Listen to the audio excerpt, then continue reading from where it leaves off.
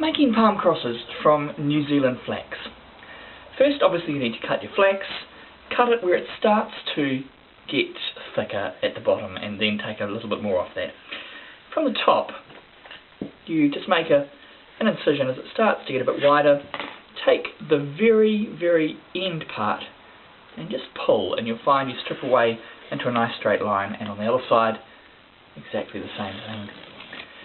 Then you want to take about just under 1 centimetre and pull that, and as you pull you end up with a nice fairly uniform piece there.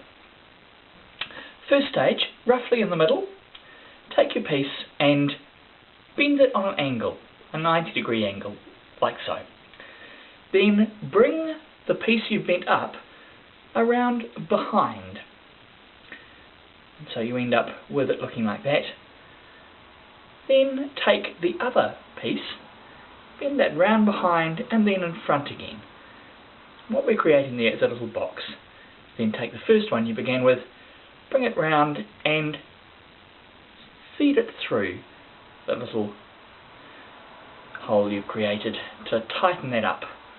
There you have the halfway point of making a palm cross. It's locked in place. Bring that piece through back on itself and just create the crossbar. Take it to roughly there and then bring it back on itself and just lock it in place so that that piece ends up in the middle and it's roughly half and half.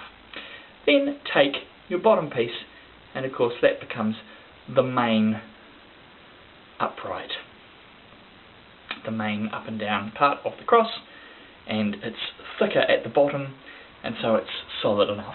So that very briefly is your palm cross. We'll try one more. There's our piece. We take it in the middle, we fold it back on itself, the other one around, this one again there, through,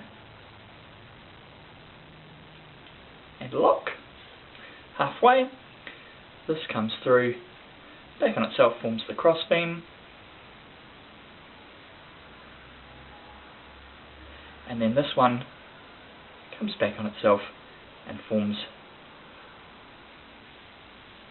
the vertical. That very simply is how we do a palm cross.